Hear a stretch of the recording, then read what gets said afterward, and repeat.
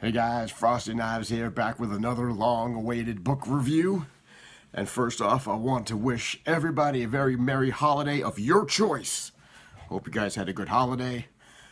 We went through Thanksgiving and we went through Christmas, and here we are. And we're back to doing another book review, and we're reviewing a book that took me far too long to read, so I apologize for the lateness of the review. But as we know, that's my MO.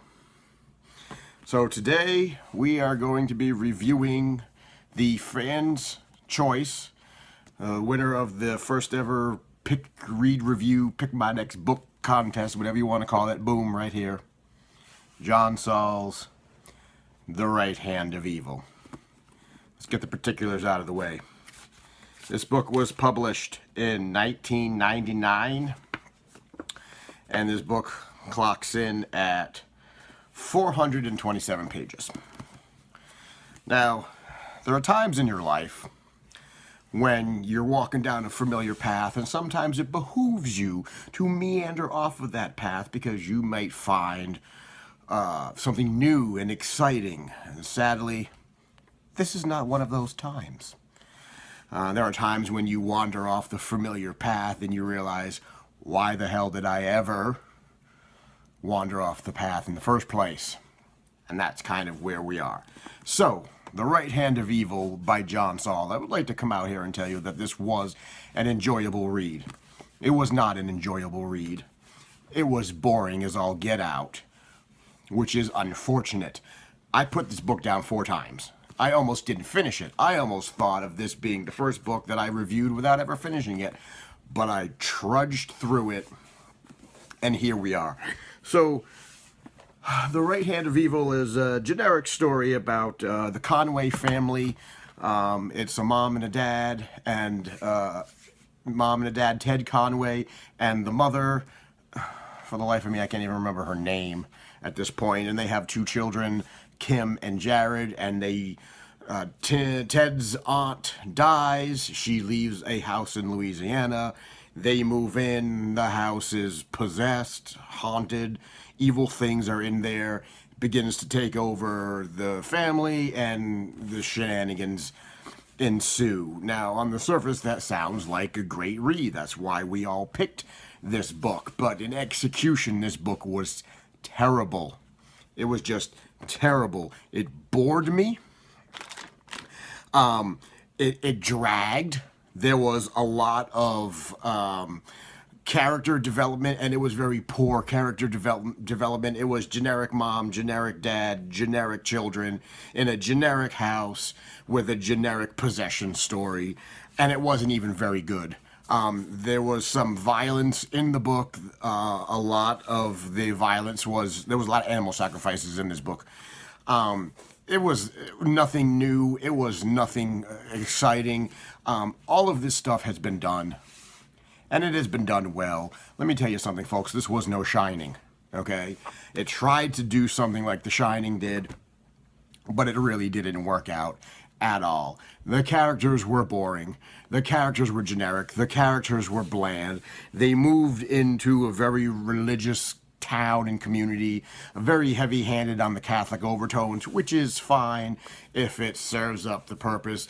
But we just have generic, don't move into that house because bad things are going to happen to you if you do, horror stories. And let's talk about the ending a little bit.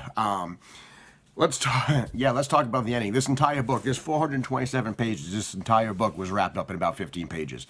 The entire final battle was wrapped up in about 15 pages. And it wasn't even wrapped up believably or succinctly. I mean, it was literally wrapped up in a way where if you were to, to think about it, you go, well, why did this not happen before? Now, basically, this house has been possessed. The Conway lineage has been possessed for generations. The old generations made a pact with a demon, and the demon would always take the firstborn male children of the lineage, and bad things were to happen, and the priests couldn't go into the house because the house was just pure evil, and all this stuff happens, and the big evil monstrosity thing that was haunting this house for generations was literally extinguished in the last 10 pages of this book by a Hail Mary. Not a football pass, but for those of you of the Catholic bent, you know the Hail Mary, one of the prayers in the Catholic Church, Hail Mary, full of grace, the Lord is with thee. That's what it was vanquished by. And you read that and you go, well, goddamn, if that's all they ever had to do was say a Hail Mary and set the house on fire, then how come nobody ever did that before? It was such a letdown. It was not believable. It didn't make a whole lot of sense. The ending just fell completely flat. The writing itself was not bad.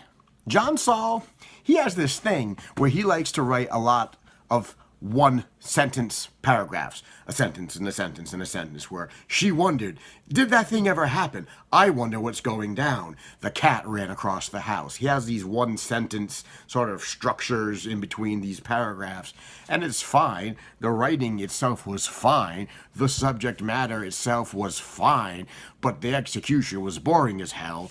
The story was not scary. The characters were bland. The characters were generic. The house was whatever it was. The backstory was hard to follow because the backstory was told in cursive handwriting through letters that had gone back into the 1800s, and it was hard to read and it was hard to follow. The ending just completely fell flat. Everything was wrapped up very succinctly within the last 10 to 15 pages.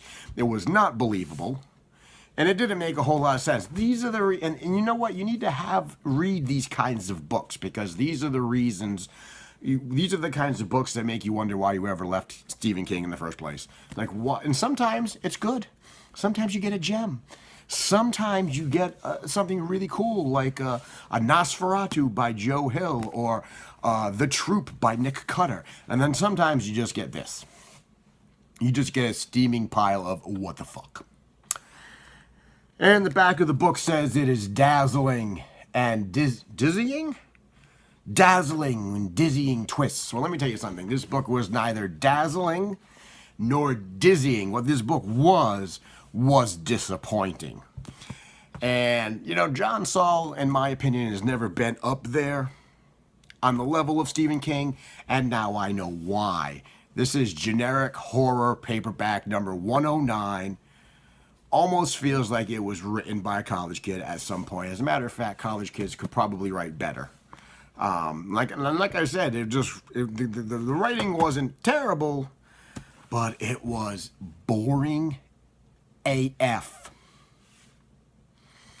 So I have to give this a rating. Well, we usually do this out of what? We give this a rating out of one out of from 0 to 5. All right, so out of 0 to 5, I'm giving this a 1. I'm giving this a 1, and I'm putting this book gently over there. Okay, listen. If you want to branch out and you want to read some John Saul, fine. Maybe there are better John Saul out there. I seem to remember reading John Saul back in the day and having better books than that. I seem to remember some of John Saul's earlier novels, things like Guardian or Creature or things like that, might have been better. Maybe that's just me looking back on with rose-tinted glasses, and maybe it's just me, you know, remembering things better than they actually were. However, I cannot recommend you go out and read The Right Hand of Evil. As a matter of fact, you might want to just make a big U-turn and avoid it. So, there we are. 1 out of 5. Took me 4 times to try to read it. I almost abandoned it 3 times. Probably should have. Took me way longer than I needed to read it. And there we are. So that's my review of The Right Hand of Evil. What's coming up next? Well, I remember that we were on the Castle Rock tour, and we were on Stand By Me. But however, I got a little bee in my bonnet about something. So the next book that I'm going to read is a book that many of you have requested that I review. I'm not going to tell you what it is. Many of you have requested that I review it, and I've wanted to review it for a long time. And so I'm going to read it again, and we're going to review it. And it is Stephen King related. It is a Stephen King book. Many of you have asked me to review this, It's one of his older books, so we're going to reread it. I've wanted to review it. You want me to review it. And I'll just give you a little teaser about what it is. They're going to be making a movie of it. They're going to do a new movie of it. It's another movie that they've done previously, but they're remaking it. And it's coming out 2019, I believe, which is sort of the impetus of why I want to read it again. It is the book that Stephen King considered too scary, too terrifying, too dark to publish. That's what's next on the plate. And it should take me a lot less time to read it. And it is actually one of my favorites.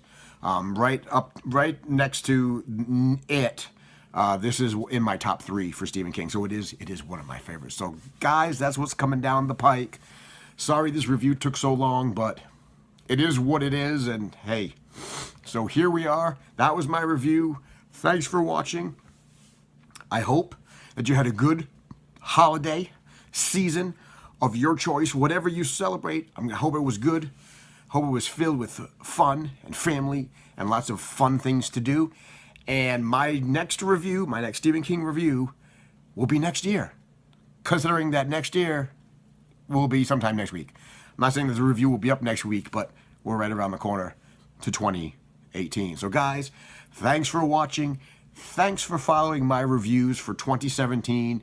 Thanks for all the feedback and getting all the views and all the dialogue. It seems to be that you guys really do seem to like my Stephen King reviews. So maybe that's what I should stick with for the foreseeable future. Because let's face it, there is a lot of shit over there that I can reread and I can review that's Stephen King related. We haven't even scratched the tip of the iceberg. We've touched it a little bit. We've touched the tip. Now we got to go down the shaft. Wow, that got dirty. Okay, thanks for watching, and I will see you in the next video.